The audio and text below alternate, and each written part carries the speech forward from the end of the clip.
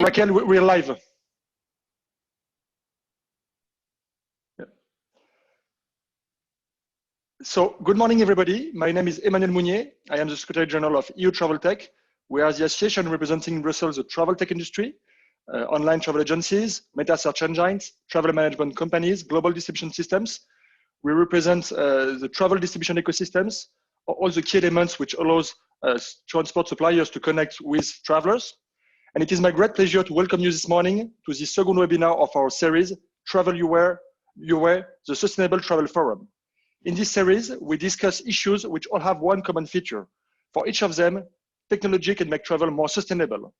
This morning, we will discuss with our panelists, and I thank them, how to make air travel more sustainable through transparency on CO2 emissions. And this webinar will be followed by two other webinars in May and June, one on travel tourism accommodations and how to make them more sustainable, and one on rail distribution. So thanks a lot for being with us this morning. And Dave, over to you for this panel. Great, thanks a lot, Emmanuel, and welcome everybody to today's second installment of the Travel Your Way series. My name is Dave Keating. I'm a journalist based in Brussels, and I'm going to be guiding us through today's conversation about transparency on CO2 emissions for aviation. Now, we know that when consumers choose a flight, they have to make a number of choices. When we book a flight, we need to choose, well, where we're going to travel, of course, how much we want to spend, where we want to sit, and which airline will fly. We also need to choose what class of travel we want to be in. What we don't get to choose usually is the environmental impact of our journey. And in order to be offered that choice, more information is needed about the emissions from flights. And while some airlines do offer information related to emissions, there is no standardized measurement system and thus no way of comparing the different providers. This means that for travel distribution platforms, getting clear and consistent information on CO2 emissions can be very challenging.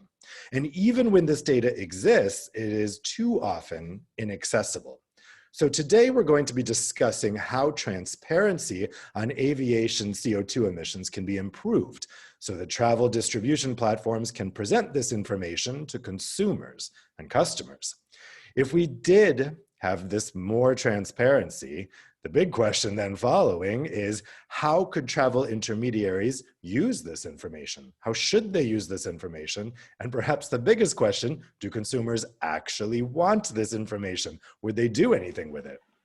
The European Commission has set a clear priority for reducing emissions in air travel as part of its overall 90% reduction target for transport emissions by 2050. But without information, how can consumers make choices to help the EU meet this target? That's what we're going to discuss today. Before we get started, a couple of housekeeping notes. You guys are going to be able to ask your questions to the panelists using the Q&A feature in Vimeo. Go ahead and type your questions in there, and I'll be posing those questions to the panelists at the end of the panel discussion. You can go ahead and start putting in those questions now if you already have a burning question, but that Q&A will be open throughout, and you're welcome to use it. So we're going to start off today with a keynote speech from Kai Bauer, Principal Advisor for Environment and Sustainability at the European Union Aviation Safety Agency, EASA. Kai, I turn the floor over to you.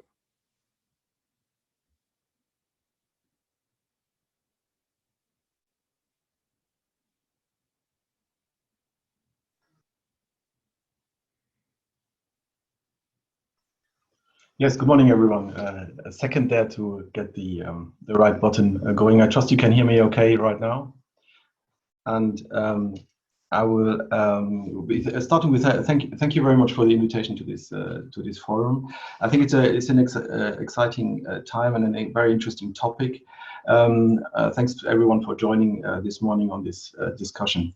I think it's indeed a crucial topic as we are still struggling in the industry with the aftermath of the pandemic, and of course the pandemic and the recovery from it is still dominating aviation and air travel at this point.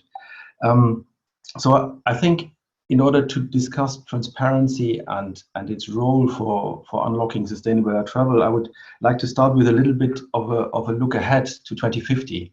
Dave mentioned already 2050 as being the target for Europe to reach carbon neutrality, and I think that's maybe a starting point. Look ahead to that point.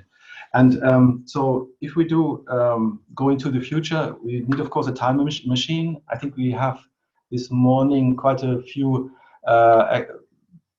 participants, of course, from the travel industry. So you will all work on your own time machines. I brought this one here that I think will take us into the future. So let's take a small trip into the future to 2050.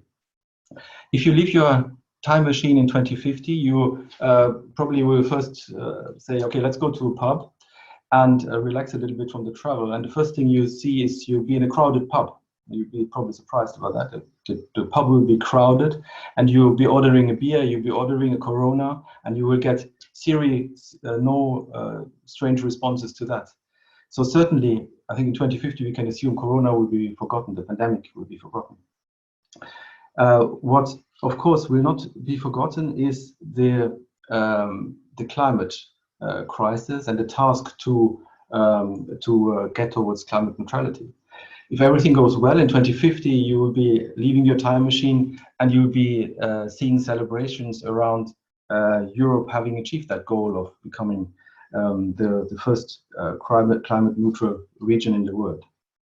So it will still be high on the agenda. You will be seeing that, and it will be based in looking back, of course, on the Green Deal that was announced by the European Commission in December 19. So looking back, how would people see these years back and looking back into the past? So certainly they will see 19 as an important year. What will be the success factors of that? So we have, of course, the European Commission having launched the Sustainable and Smart Mobility Strategy. We have Magnus Gislev on the panel from DG Move, so we'll hear more about that in a minute.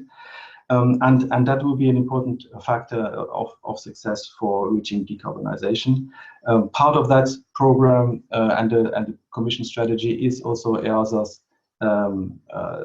environmental labeling activity for aviation, which I'm happy to talk about a little bit more later. When it comes to success factors, so what will people see in 2015 as the success factor to make that really happen? Technology mix will be important. So we will have seen the sustainable aviation fuels playing an increasing role. Fuels are entering into the fleet, and they will play an important role to reach that carbon neutrality target. We will have battery and hybrid electric flight playing an increasing role.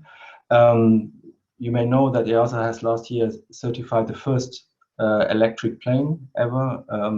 It's a small two-seater, but it's a starting point. It's of course, from that perspective, an important element of the pathway.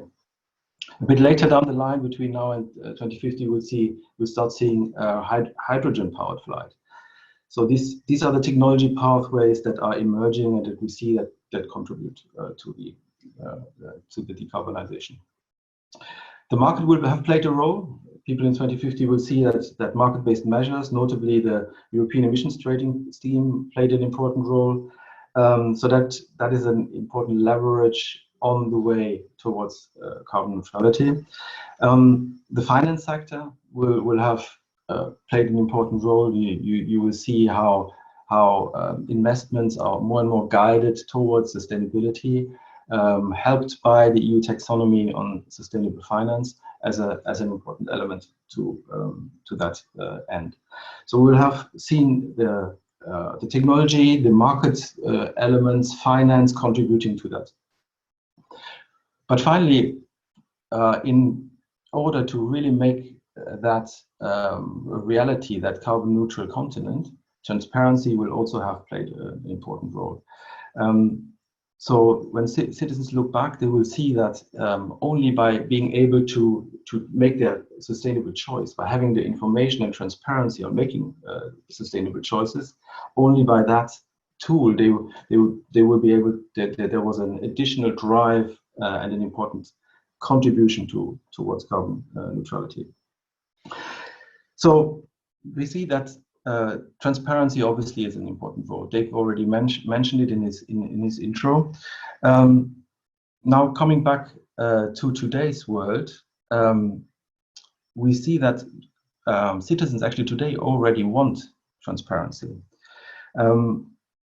Citizens want to know the environmental footprint of their travel. They are asking for it, and EASA has conducted in 2020 a survey asking in 18 European countries, more than 9,000 respondents, about their view on environment and aviation. And the result couldn't have been clearer. 3 out of 4 respondents said that they would like to receive more transparent information on their air travel. So it's really already today very much on demand. And we'll be discussing that with the panelists today and how that can be made effective. So what do we mean by transparency? To guide our discussions today, it's probably useful to look a little bit into what does that exactly mean. One element is looking into simply the dictionary definition. One definition that you find is that transparency is a situation in which business is done in an open way without secrets that people can trust that it is fair and honest. So trust obviously is a key element here. The whole exercise of transparency is around developing trust. And here, interestingly, there was also a research done by London School of Economics some years ago, which linked very much transparency with consumer trust. So it's a strong link. The more transparent companies are, the more consumers are trusting these companies. I think we have Jo Dadan from T&E on the panel today, and we'll be looking forward to hear her views on this, how the trust can be built in systems like that. Second definition that you find is around transparency being about something that's easily understood. So that is of course another important notion, because it's not only about providing information out there, but it's also providing information that people can understand and absorb, which vice versa means that if people don't understand the nature of the information, if it's too complex, they will not necessarily trust in it. So it's not only about providing information, but it's also providing understandable, easily understandable information to the consumers. So, and that is of course very relevant to the situation that we currently have, which Dave described, where it's not easy for travel tech companies to get that kind of information. It's not only around getting that information in a harmonized manner, it's also about the way in which that ultimately will be then displayed. So I think here in this context, Sam Edwards from Skyscanner will be shedding some light on the discussions. So based on this discussion, of course, the question remains: how is transparency really going to leverage in this and play a role in this, knowing that transparency doesn't build hydrogen plane, it doesn't fill them with sustainable aviation fuels, but the mechanism that we do see is that sustainable choice. It's the passengers making choices, it's industry making the right choices, and it's also investors making the right choices. So in that context, from an industry perspective, I think it's also important to note that from an industry perspective, transparency is a strong business case.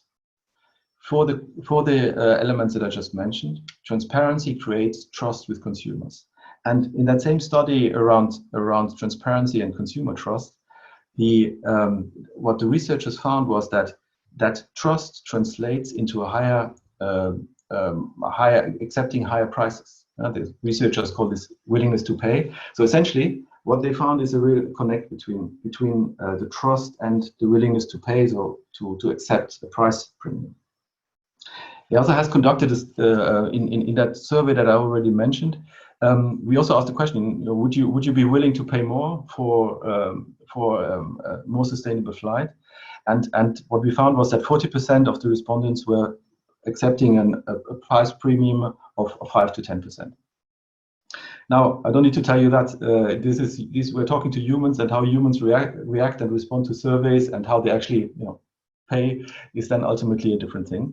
But I think it points in the right direction, and I expect that we have also with Sam Edwards some more insight from Skyscanner on this topic. So there's a business case clearly for transparency also from that perspective. Holistic is an important element for transparency. When you do transparency measures, in order to create the trust that I just mentioned, it is essential that the measure is holistic and not cherry picking. It should be around the whole aviation system. It should be taking into account ultimately all environmental impacts. So it's an important element to make sure that customers don't get the feeling, okay, there's an industry that just picks their best performance elements and puts them out there. So the element of being holistic here is important. That also goes for the supply chain. That's a little bit further down the line, but you see examples from other industry. Patagonia, a clothing company, has been very successful in their sustainability efforts because they opened up the entire supply chain, knowing that in of course in the clothing industry that is a crucial element and they are very much under pressure in this context.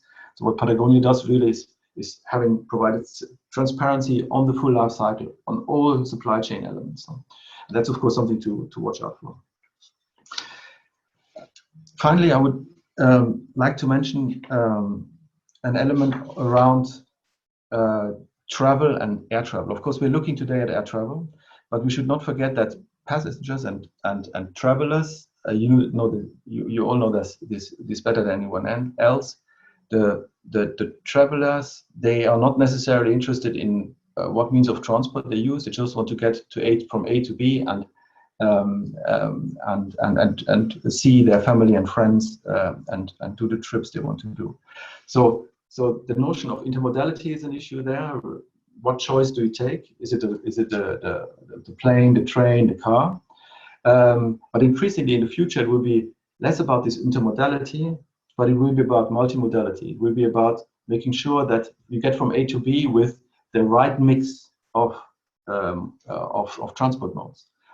And that has to be then also be the most sustainable way. So here we have also this notion of multimodality to take into account in order to be sure that ultimately we can provide a sustainable trip, not only a sustainable air trip. And that will becoming, of course, more important as new modes of transport come in. We talk today a lot around urban air mobility. There's the notion of regional air transport with electric aircraft, and there's many other modes of transport. So that's I think we're going to be much more diverse in the future.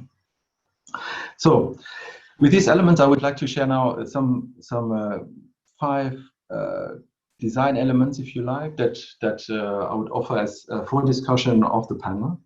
I mentioned the element of being holistic. That's an important part of it, including all the elements of aviation, supply chain, and also the life cycle. Trusted and verifiable, that's a key element, because that's where the business case rests. If we create a system that is not trusted, the industry will not be able to benefit from that increased trust and potentially increased willingness to pay. Consistency and harmonization, they've mentioned it in the opening. That's at the moment a very obvious issue that consumers get very different information from different sources. It's not harmonized if people can get hold of the information at all. Maybe for that more pragmatic point around digitalization and cost efficiency, for sure systems have to be integrated in an effective manner. in order to be built in such a way that they really deliver this kind of advantage and be spread across the system.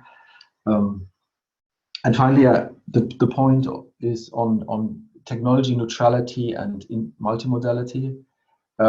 These are important elements because we don't know today what are the technologies that will be kicking in the future. So anything we are developing here has to be unbiased in terms of technology, and of course, ideally allowing for that multimodal experience to be part of the choice for sustainable travel. So sustainable air travel has to be linked also to overall sustainable travel choices. Okay. So these were the points I wanted to raise. I hope you find this little time travel and the elements provided here interesting and worth to further consider for the panel. Transparency from that perspective clearly is a key to unlock sustainable air travel. If done rightly, and I think we have the right people in the panel here today to discuss that and get further insights on that pathway. So thank you very much for your attention, and back to you, Dave. Thanks very much, Kai. That was super interesting. If you guys have questions for Kai, you can put them in the Q&A and I will present them to him during the Q&A at the end of the session. Kai is able to stick around to answer those. But now I would like to introduce our panelists. So if you guys could all turn on your video on the panel. We have first Joe Dardenne, Aviation Manager at the NGO Transport and Environment. We have Magnus Gislev, Team Leader for Sustainable Air Travel at the European Commission's Transport Department. We have Sam Edwards, Head of Sustainability Products and the Green Label Project Leader at the Metasearch Comparison Service Skyscanner. And finally, we have Anders Fagernes, Vice President for Sustainability at Norwegian Airlines. Welcome, everybody, and thank you so much for joining us today. I'm super excited to get your thoughts on this subject. Joe, let's start with you. From T&E's perspective, how can we increase transparency in aviation CO2 emissions? Thank you, Dave, and thank you for EU Travel Tech for inviting T&E to speak. I think before going into how we can increase transparency, I think it's important to say that, you know, as Transport and Environment, T&E, we do believe that there is a future for aviation in the future travel world, because it has a lot of opportunities to get green. Especially now with the COVID and the pandemic, I think, and all the financial aid that's been given to the sector, I think, you know, the sector owes it to taxpayers to clean up. And there are a number of initiatives like the one that Kai just presented to make people aware of the climate impact of aviation. And those initiatives are key to drive change in behavior. So rewarding, you know, the reputation of those that actually invest in clean technologies and actually punishing those who don't. But it's important to get these initiatives right, especially because in the aviation sector, there is a high risk of greenwashing.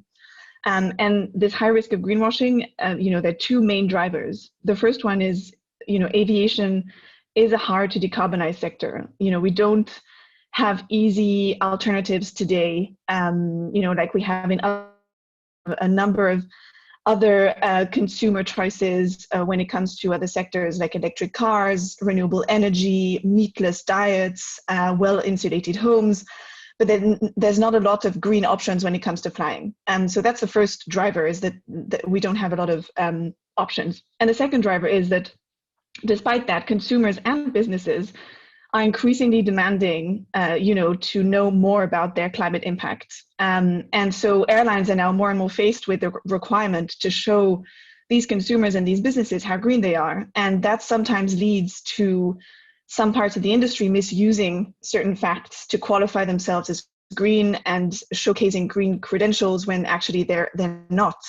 You know, saying that you're the lowest emission airline, or that you're using, you know, 50% of biofuels. All these things have proven in the past to be, you know, greenwashing. So that's why I think it's important to have these initiatives, like, for example, environmental labeling. It can be part of the solution to, you know, try and inform consumers of how their travel is impacting the environment, but it has to respect strict conditions. And as Kai mentioned, trust is one of them.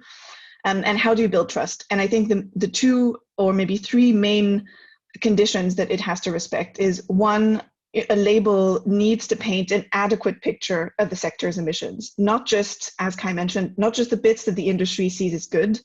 It needs to also include the big picture. So not just the CO2 emissions, but also the whole climate impact, because we know that the aviation sector also has non-CO2 effects. So these contrails, these white lines that you see coming out of a jet engine in the sky, those actually 2/3 of aviation's total climate impact. So, there are a lot of, you need to paint the big picture. That's the first one. And the second one is you need to be clear also on how aviation can actually reduce its emissions.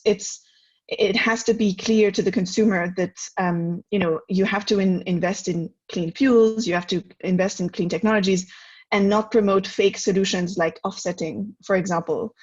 And the third one, and I think that'll be the last point, is you need these initiatives to apply to all the sector, and not just those for those who actually have an interest in using the label. Because again, you're not painting an adequate picture of the sector. You're just basically promoting those who have a certain advantage of promoting certain parts of their business. So I think it plays a role, but strict conditions to ensure that we build trust in these labeling initiatives for consumers. Thanks, Joe. Yeah, I think that's an interesting point because, one big question that is lying out there is, can aviation actually ever be sustainable? And is any claim about emissions misleading to customers? I think we'll get more into that in the discussion, but it's interesting to me that you did start out by saying, yes, it is possible. Let's go to Magnus next. Magnus, I mentioned at the beginning the European Commission's targets for transport. So what is the EU doing to increase transparency in aviation emissions so we can start thinking about how to tackle them? Thank you, Dave, and good morning all. From an EU perspective, I think the natural starting point is really the European Green Deal, which, as most of the viewers this morning will know, is a top political priority for the EU. And as Kai already mentioned, the overall goal is for Europe to become the world's first climate neutral continent by 2050.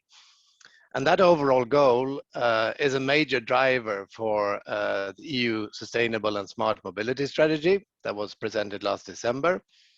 And that strategy aims to put European transport on track for the future by making it green, digital, and more resilient to future crises. And among other things, the strategy calls for the right incentives to drive the transition to zero emission mobility. And this means incentives for transport users to make more sustainable choices. These incentives are mainly economic, carbon pricing, taxation, and infrastructure charging, but should be complemented by better information to users on the environmental footprints of their transport choices. And I think that despite the interest that respondents expressed in the survey that Kai talked about, it's fair to say that currently neither individuals planning a trip nor most logistics operators give enough consideration to their environmental footprint. And this is at least in part because they are not given the right information. The most sustainable choice should clearly be indicated. With adequate information on the environmental footprint, consumers and businesses will be empowered to make more sustainable transport choices. So this is what we want to foster in the EU. Now, to the question, what is the EU doing to increase transparency in aviation emissions? First of all, there is since 2016 a European-wide collaboration between EASA, Eurocontrol, and the European Environment Agency in Copenhagen on a European Aviation Environmental Report. And this report provides reliable information on the environmental impacts of the European aviation as a whole, and is updated every 3 years. The last version is from 2019. This is how the hard copy looks. So earlier this year, we started working on an update for 2022.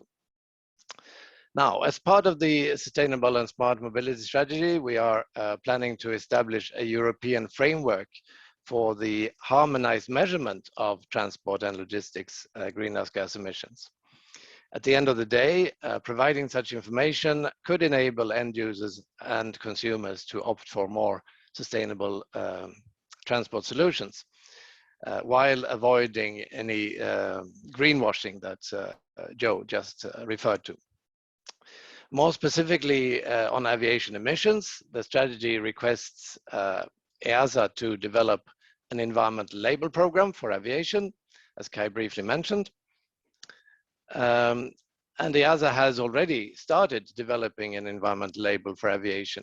Both the European Commission and the European Parliament are supportive of this work, which could capture the environmental performances of aircrafts, airlines, flights, and airports.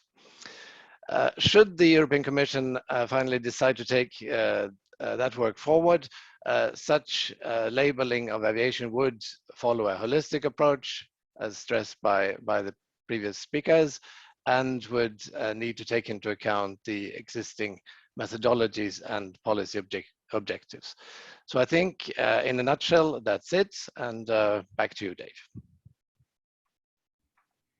Thanks very much, Magnus. Let's turn to Sam next from Skyscanner. Sam, I know you guys have been wanting to be able to put this information out there and have customers be able to compare it, but the lack of information has been frustrating. So what kind of difference would it make if there was more emissions transparency? How would that help consumers in choosing sustainable air travel? Thanks, Dave, and good morning, everyone. Certainly a great question. And I thought I'd start by just explaining a bit of our journey at Skyscanner in this topic. So back in 2018, we identified that travelers actually wanted more information about the environmental impact of their flight choices. And I think much of that has been echoed in what has been said already today. So we actually took this information and started experimenting with emission labeling on Skyscanner, and found that making this information more transparent, more visible, and easy to understand actually led to travelers selecting the more sustainable option. And since then, more than 11 million travelers on Skyscanner have actually chosen the greener choice option for their trip. And we think at Skyscanner, we're actually in a unique position where we've been able to prove that this transparency has actually led to travelers making different and lower emission choices on our platform. I think Kai raised a really good question in the keynote, and I think Dave, you've said a similar question too. Can transparency really help to unlock sustainable air travel? And Magnus mentioned how important incentives are to shift this demand. And we really believe that shifting this consumer demand is what is then needed to incentivize and reward the industry partners that we work with, which will in turn help accelerate the supply of sustainable air travel.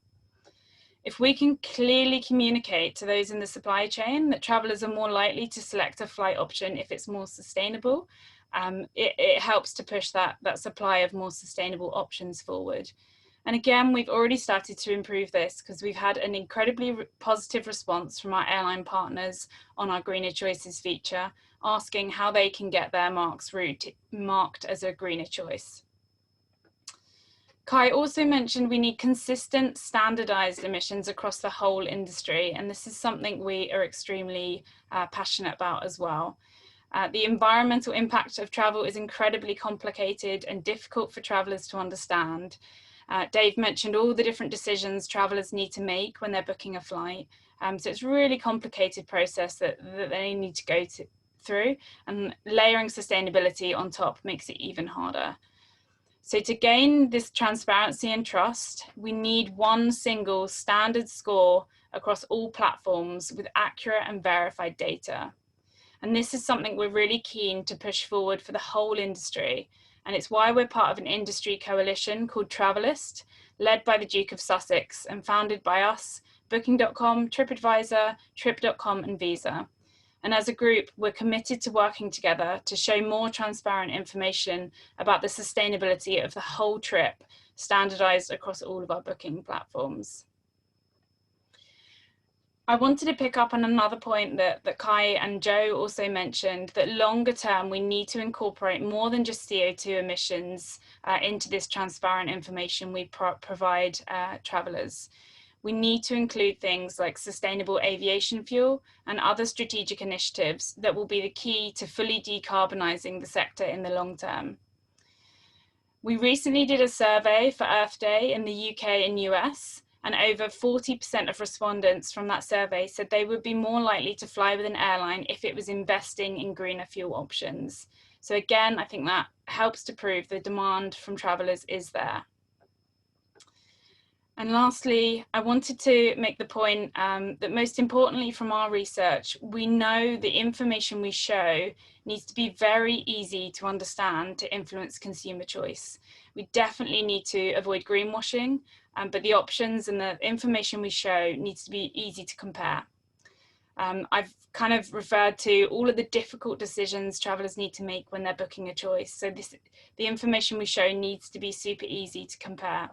And this is why our Greener Choice feature works in a way that we show emissions that are 4% lower than average, rather than showing the total emission number, to make it much easier for travellers to put in perspective and compare across different routes at the point of purchase.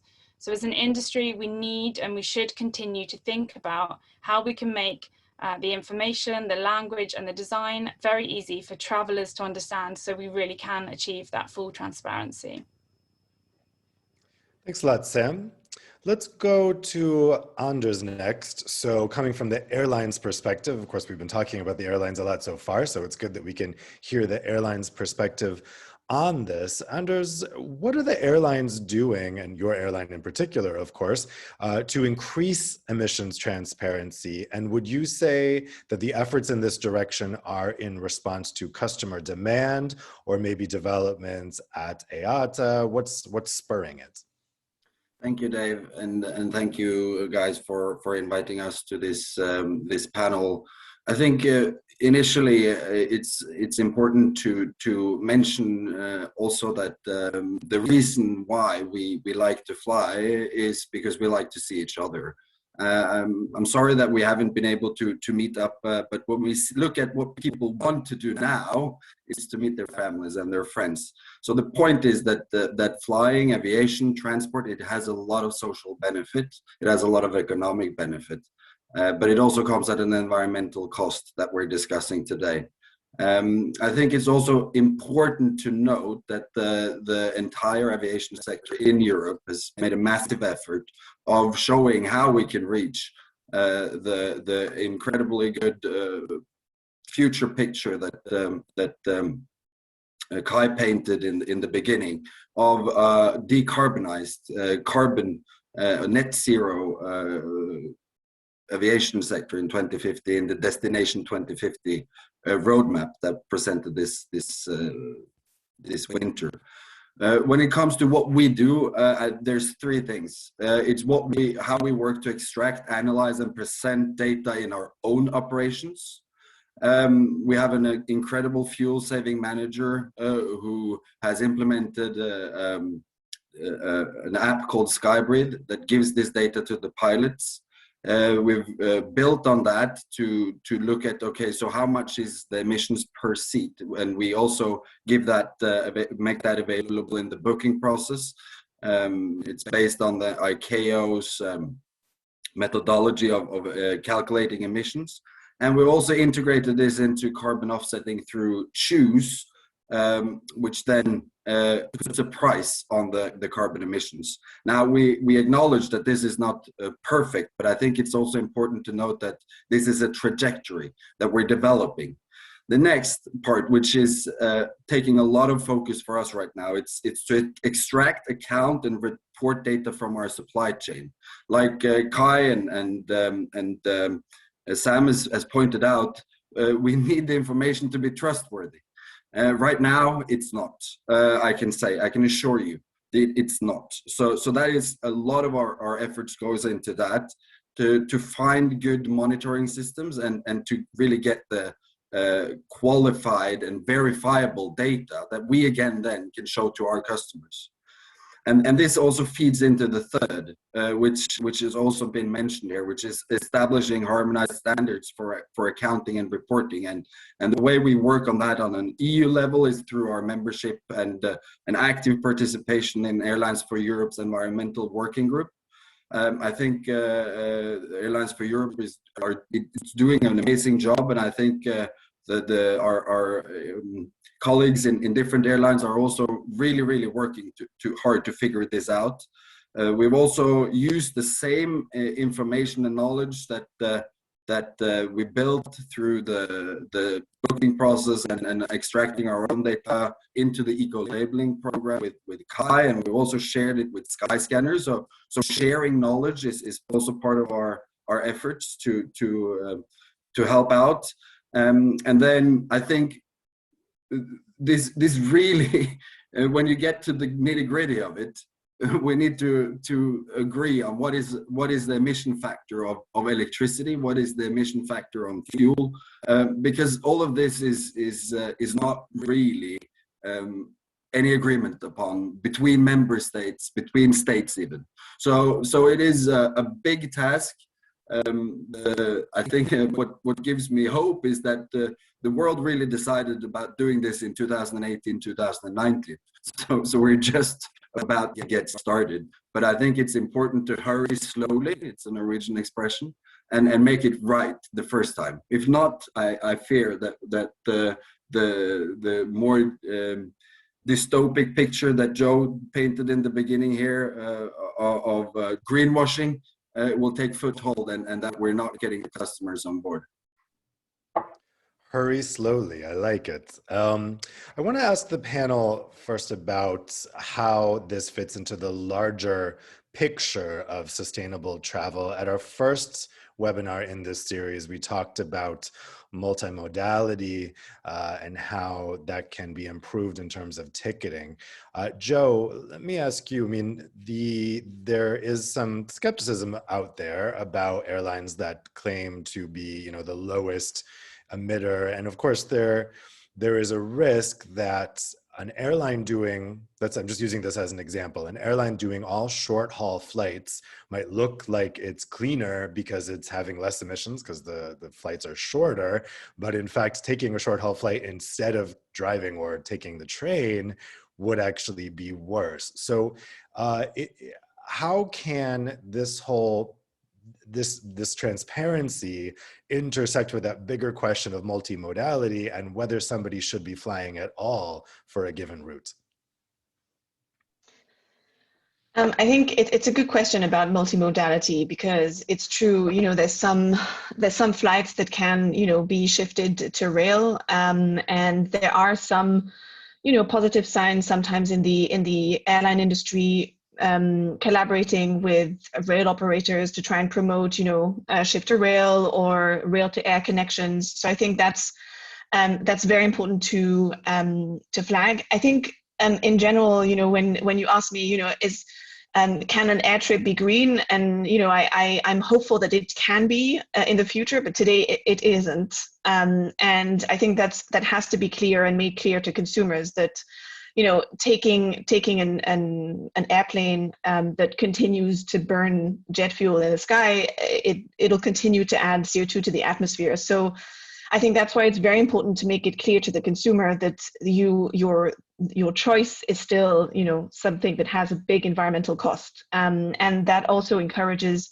maybe consumers to shift to cleaner alternatives, or at least put pressure on, their travel providers to be a bit cleaner. And I think if you go into the issues, how can an air trip be green? There are a lot of airlines that say, okay, we're using the most efficient jets. Yes, you're using more efficient jets, maybe the best in class jets that exist. But as you say, let's not forget that these jet efficiency improvements are overpassed by the overall growth in emissions in general. It's not because you have a clean jet that it doesn't avoid you having a growth in emissions that reaches peak high. The second thing is using sustainable aviation fuel. Yes, if you use sustainable aviation fuel, then of course your air trip is going to be greener than if you don't. But which ones are you using? How much are you using? Because some fuels are, of course, not that sustainable and can actually contribute to deforestation and other harmful activities. And then the third one is, are you using the most efficient route? Yes, if you use a more efficient route, then you'll burn less fuel, but you need to share data. Airlines need to share data on how they're optimizing their routes, and that, from what I hear from the industry, but also from EASA, that's sometimes difficult to get. And then at last, in the final point, are there any alternatives? And I think that's key. To compare the emissions that you get from flying, from a car, from a train, but also maybe from not flying, maybe having a Zoom meeting instead of flying across across borders. Maybe having that comparison, I think, is very useful for consumers, and I think it's key in developing any of these labels and labeling schemes. Sam, how does Skyscanner plan on tackling this, particularly in showing people what would be the most efficient route in terms of emissions, and then also possibly other modalities of travel? Yeah, sure. So the way that we've tackled it at the moment is we are showing the most efficient route that travelers can take in the context of their search. So they do a search on Skyscanner, and we are showing them the lowest emission option based on our calculations. In terms of multimodality, I mean, pre-2019, we obviously know the demand for air travel was dramatically increasing year on year. And I think Anders touched on it, the benefits we get from travel, seeing friends and family, the cultural benefits, the experiences, are just so fantastic. And we know there's perhaps a small proportion of kind of domestic travel that could shift to other options. But I think aviation is one of the hardest sectors to decarbonize, and we will always need air travel. And I think one of the other important things to highlight is, what's happened during the COVID pandemic. Perhaps pre-COVID, we were suffering in certain destinations from over-tourism, too many visitors at certain points. Now there's destinations that are severely suffering from under-tourism. That they heavily rely on those tourism dollars to actually protect their local environment, to fund the community, to protect wildlife, to do conservation. So we actually think it's important. We want to focus on the issue of decarbonising aviation for the long term to ensure, we're opening up travel, we're making it accessible and available for everyone, and not just the kind of wealthiest 1% of the world, but also so we can kind of spread the demand and make sure that those people that rely on tourism can actually benefit from it, and everyone can benefit from travel for the long term. So that's how we're viewing kind of the context with multimodality. Yeah, somebody who lives on a different continent from the rest of my family, I'm very aware that aviation is just essential for a lot of things, including, I think we really feel it right now when it's suddenly not available. I want to move to the issue of consumer trust. And for this, I want to talk about the example of offsetting. Magnus, let me put this question to you first. I know that, I personally have some skepticism when I'm booking a flight and I see the option to check to pay some extra to offset my flight. I'm very skeptical about whether that's achieving anything. And I think maybe Joe could back me up on this, but I think that that's been reflected in consumer studies. How does the Commission view this idea of airlines solving this CO2 issue by not decarbonizing their activity, but instead offsetting emissions in other areas? Does the Commission view this as a feasible way for aviation to reduce its environmental impact? I think we need to make a distinction there between the long term and the shorter term. In the long term, clearly, aviation needs to tackle its own emissions, so it cannot perpetually be relying on offsetting in other sectors. So that's clear for the long term. For the shorter term, I think that the issue is about the quality of the offsetting programs, because it can vary a lot. That's known from surveys. What I can say there is that at least in the aviation sector, we have through the International Civil Aviation Organization carbon offsetting and reduction scheme for international aviation, CORSIA, we have a system of setting criteria for the quality of the emission units that are eligible under CORSIA. And we have a technical advisory body that has gone through a scrutiny of applications of different offsetting programs. But I think that gives the offsetting programs that are eligible under CORSIA, a kind of a quality mark that you would not necessarily find with other offsetting programs. So, but the general point is that offsetting can be good, but it can also be, not correspond to effective additional emission reductions. So there's a wide range of offsets out there. Anders, how does Norwegian approach this issue, and particularly about establishing trust? So I wonder if you would agree that there's now a kind of climate of distrust about offsetting, and maybe now it's getting more reliable with CORSIA. How do we, if you do agree with that, how do we reestablish consumer trust in the idea of offsetting?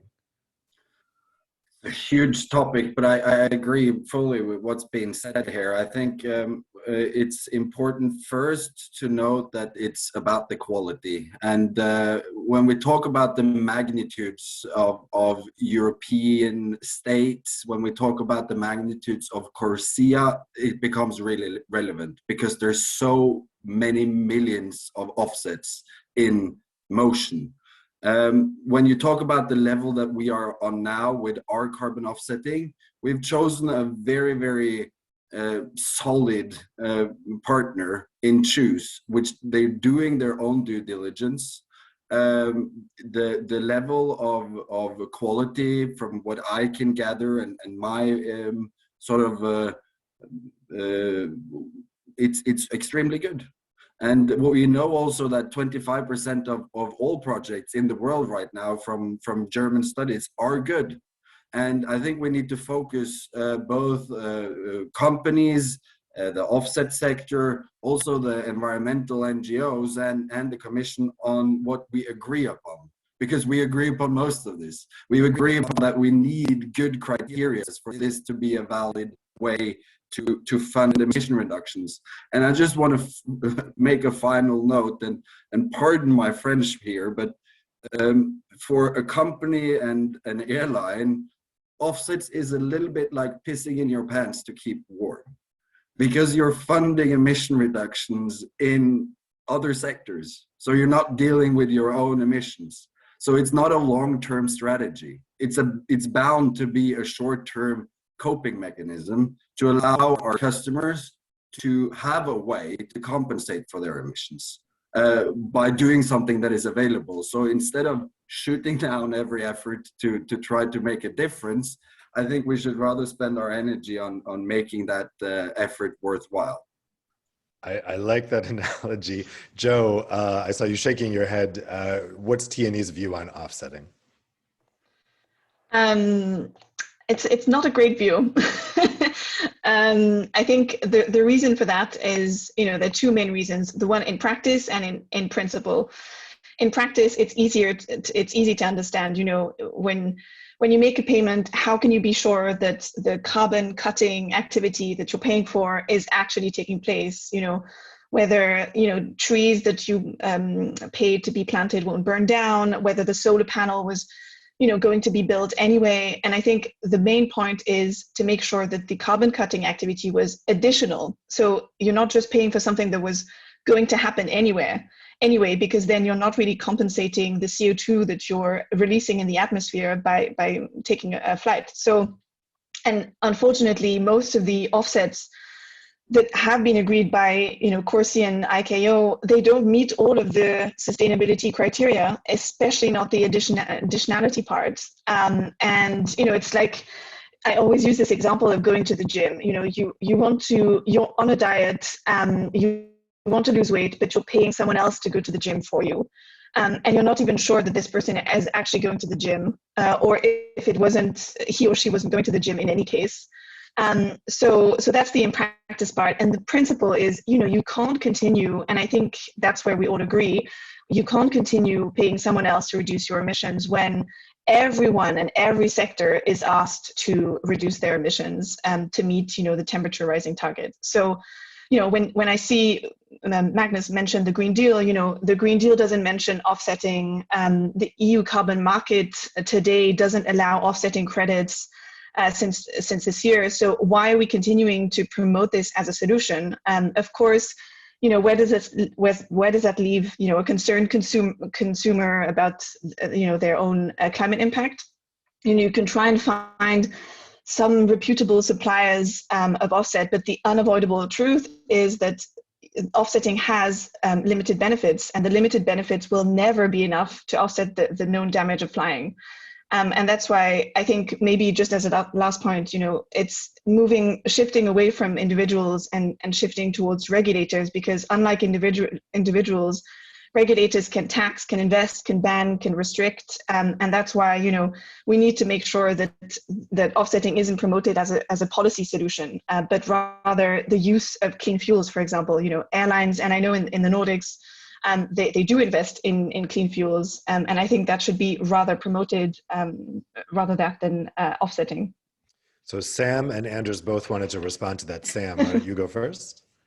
Yeah, no, I think it's a really important discussion, and I agree with a lot of what's been said. And similar to Anders, we also use Choose as a carbon offsetting provider on our platform. They are extremely credible, and they do ensure that additionality of the offsets. And I think the point that I wanted to make is the struggle for us is that, from all of the traveler research we've done, travelers want to be involved in the solution. They feel incredibly guilty about traveling. They actually want to do something to help solve this. So I think it's definitely important for regulators and for business and industry to tackle this problem, but we need to also find a way to effectively involve travelers and being part of that wider solution, giving them a platform to actually be part of these solutions. And that's why, although carbon offsetting is short term and it has some potential drawbacks, it is a credible way to reduce emissions from a flight.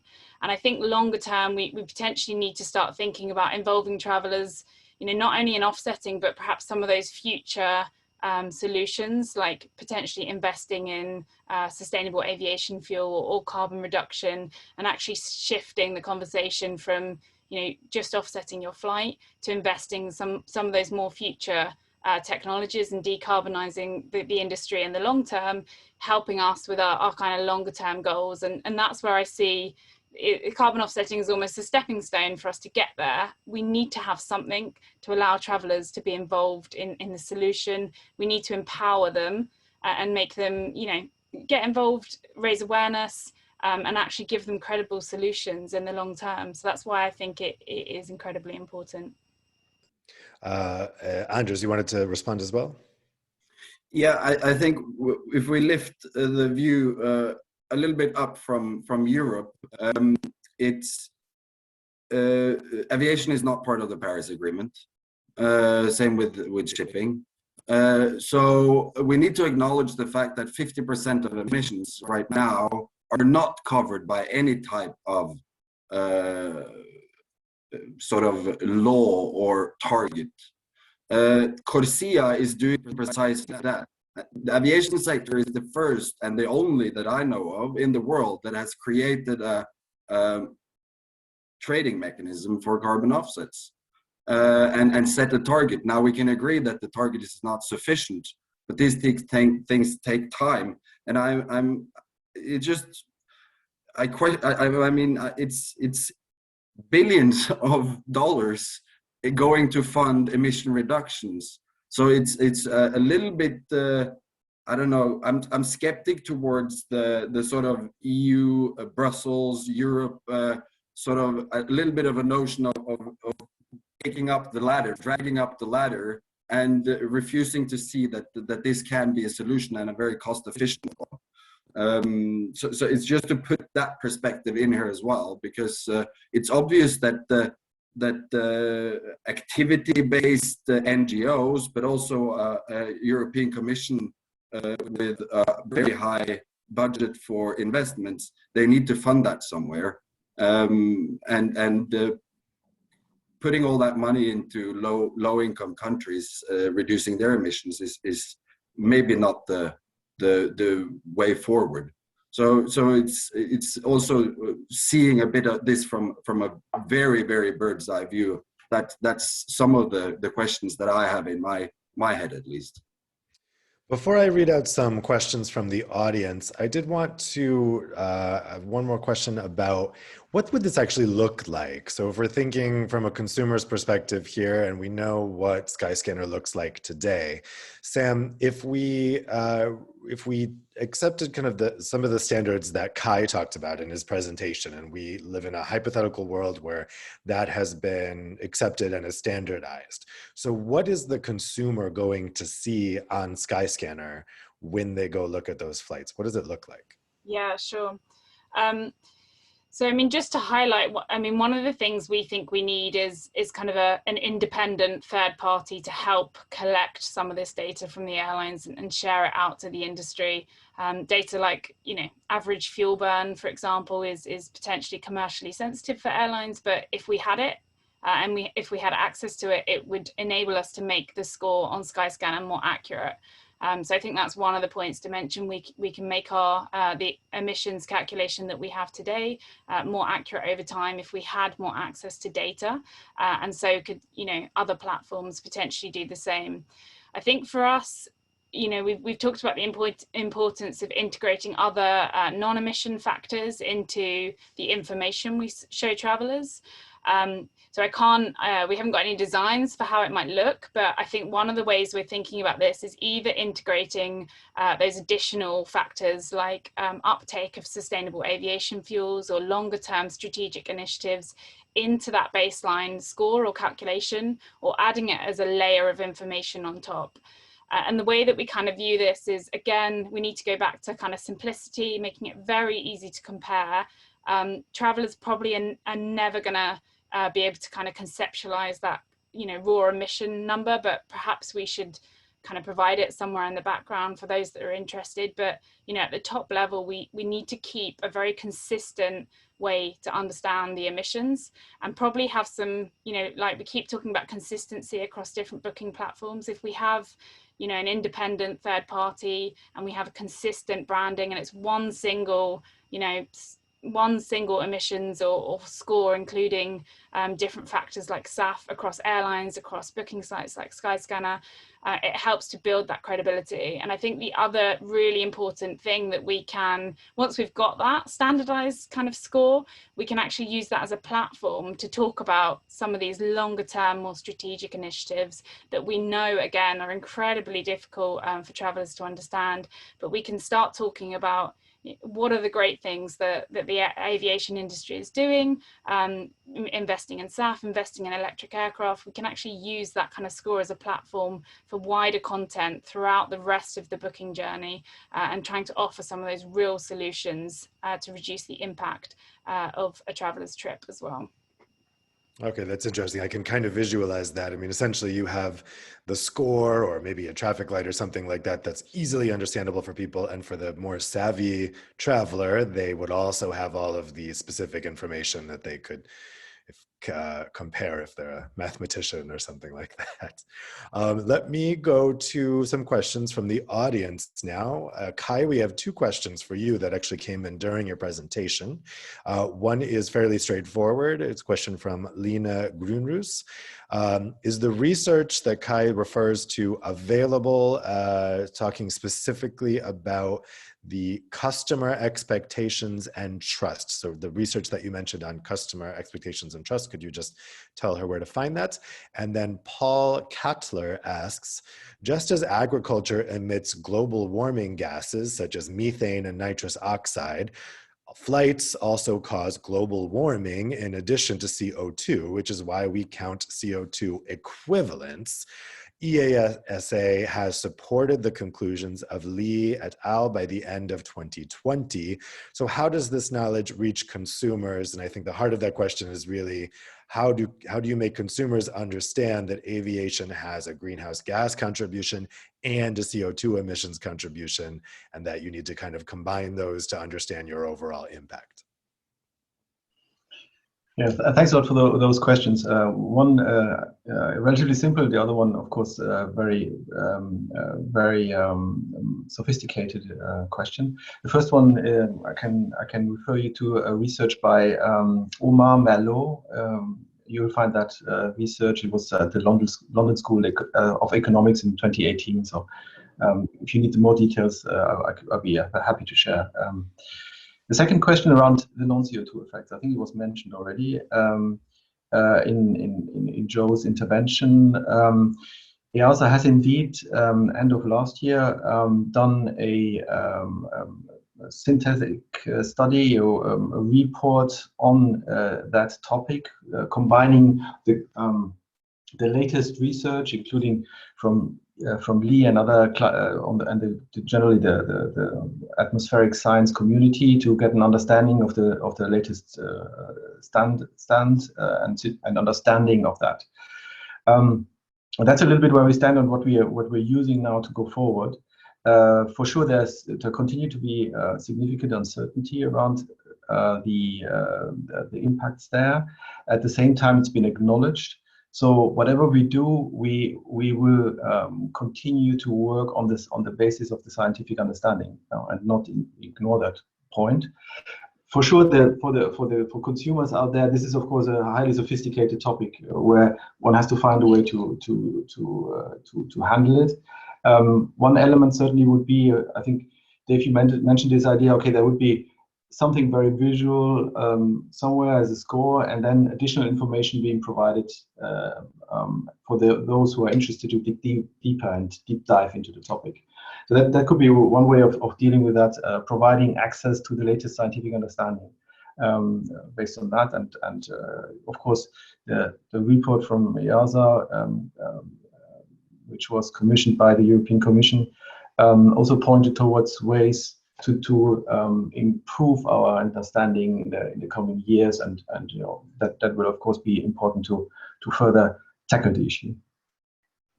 Sam, maybe I'll put that question to you as well. I mean, how is there a simple way to communicate to your customers that that there's greenhouse gas emissions and CO2 emissions, and that both of those need to be accounted for? Yeah, I think this is an incredibly difficult topic, and we start to kind of talk about it when we talk about offsetting with Choose. It's easier to talk about it at that point when we're offsetting carbon, to talk about the details that go into the calculation and accounting for other gases. Again, I think there's quite a bit of work we need to do as an industry to help kind of demystify some of these terms, because I can guarantee when we were even talking about this internally and developing our carbon offsetting functionality, even people within Skyscanner that work within the industry did not understand what these kind of equivalents are. So I think it's incredibly important we actually make it, we update some of that terminology, make it easier to understand it, and make it much more accessible for travelers. Andres, you wanted to come in on that as well? Yeah, it's about the trajectory. I think for now, CO2 is something that we can measure, and we can establish good ways and standards to measure that. Non-CO2 effects, we can't measure yet. We don't know how, or we haven't done it. If you take Norway, for instance, there has been no research. It's research going on right now. And then it's also a bit of a constructive approach you can take to it. Okay, so we get that data. We know that under these types of weather conditions, we get contrails. All right, so let's fly lower. And then how are you going to account for that? And especially if you then have taken a granular approach on a seat level, on a city pair, on the CO2, can you then have the sensor telling you that the pilot was allowed to go down? There's a lot of practicalities that goes into it. And I think the approach that EASA is taking, that acknowledging them, yes. Figuring out what it actually means, yes. And then we can deal with it together. I think that is a constructive way forward. And then for now, I would say keep it to CO2 because we can build trust in that, and then maybe we can extrapolate some of the experience and knowledge from this endeavor over the next year, because it's going to take years to get that to that level of detail that we need. Magnus, you also wanted to respond? Yeah, I would agree with that pragmatic approach, because as was mentioned, we did ask EASA to put together this report, an updated analysis of the non-CO2 climate effects. And I'm sorry, but I noted down you saying, Joe, that non-CO2 is 2/3 and CO2 is 1/3. If you read the report carefully, there is no such a simple, straightforward conclusion. The overall conclusion is that the climate effects of non-CO2 are at least as big as those of CO2. But you know that really doesn't give us any accurate figure, and the reason for that is that there are so many different non-CO2 effects, and they have different radiative forcing at different time horizons. So even if you ask all the top scientists on this, they cannot give you a short and straightforward answer to the, an exact equivalent of non-CO2 in terms of CO2. So the report is much more complex, and I would agree with the previous panelists saying that starting with CO2 is good already. It's a good proxy for the overall climate effects, and it is quite complex to deal with the non-CO2 effects. Joe, would you agree that there's no reliable way to measure non-CO2 effects right now? Thanks, David. So I think it's true, and it is a complex topic because it's, the non-CO2 effects are very reliant on the weather, the altitude, the time of the flight. So it's very sometimes difficult to have an idea of how much non-CO2 effects can be created in advance. But I think there are a lot of progress within the industry, and there are a lot of number of actors that are actually trying to quantify that. And there are many metrics that are used to quantify non-CO2 effects already. Of course, there's this whole question about comparability, because it's true, non-CO2 is very short-lived. It has a strong climate warming impact, but it is short-lived, whereas CO2, once you have a ton of CO2 in the atmosphere, it stays there for hundreds of years. So on the long term, CO2 is the main issue we need to deal with. But I think, making sure that at least consumers are aware that contrails and contrail formation is an additional climate impact, and it's not just about CO2. I think we all agree that that's important.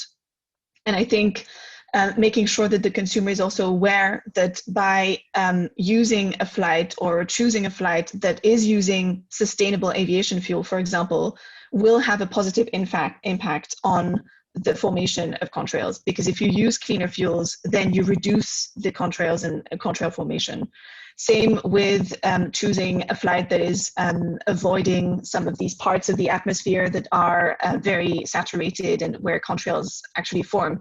I think there's space there to inform consumers that their travel choice is maybe a bit better when it comes to CO2, but also non-CO2 impacts. I think that's still important to flag, and I think we all agree, I hope. But yeah. We have a next question from the audience. This is a question for Magnus. It's from Christian Mueller. So looking at the reluctance to share certain information by airlines and the need to get information in neutral comparison systems to have all information available to achieve transparency, should it be mandatory for all suppliers to share certain information? Magnus? Yes, people always look at the European Commission when it comes to making things mandatory. Indeed. That's not our, believe it or not, that's not our first option. We would like to first see if a voluntary approach is working, and that's precisely why we're working on we've asked the EASA to work on a labeling system, also to provide on a voluntary basis such information. And as we heard Sam and others say, that clearly there is a increased commercial interest as well, because the customers are increasingly demanding this type of transparency. So I think it wouldn't be our first option at this stage, but at the same time, of course, it cannot be ruled out that certain requirements have to be met. Anders, what do you think about this idea to make sharing that information mandatory? To be honest, I think it's a brilliant idea. At some point, I think it should be. And I think also a little point in terms of intermodality. I think the next sort of forefront that we should struggle towards is life cycle assessments, and also to make different modes of transports comparable.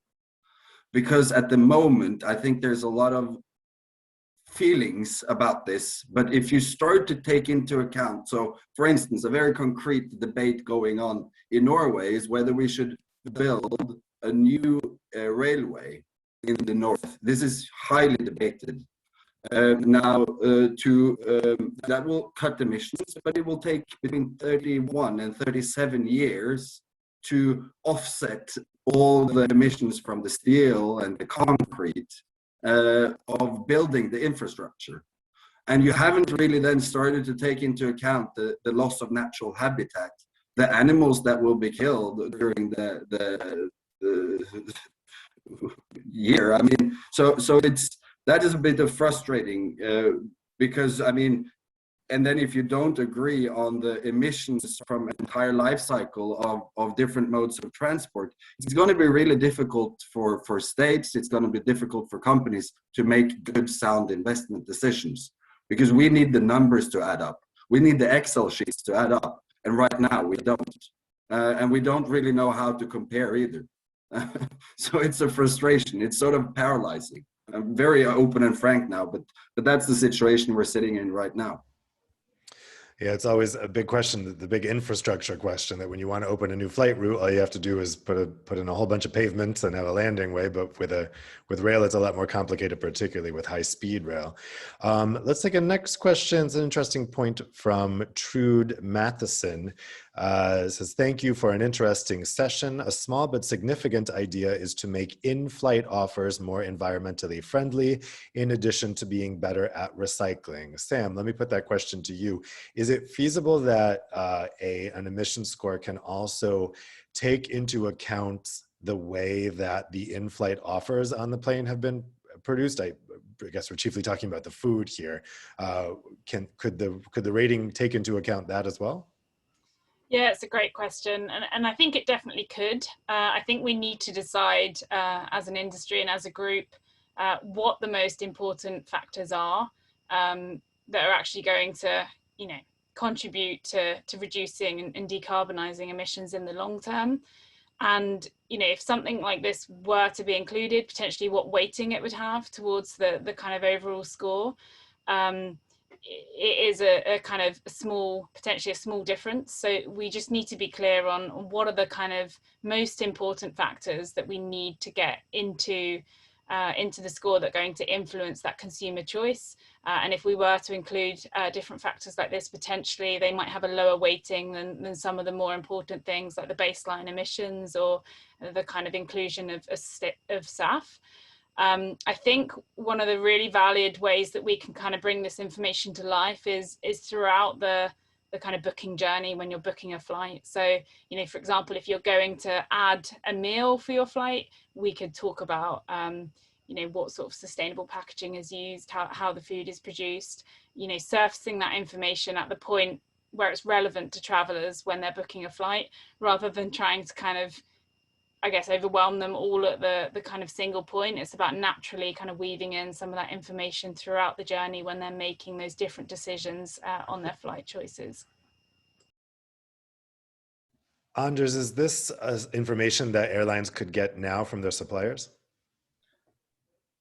Yes, we could. It's resource intensive, and I think in the airline industry more so than probably elsewhere, because we are international and there's all different types of sizes. You would need a monitoring system. There are good monitoring systems out there, but I also think that this is an area where, yes, it makes sense to compete, but it also makes sense to cooperate. Because we need some sort of standards. For our parts, we set quite ambitious targets of removing all non-recyclable plastics, because we just don't need them and we don't want them.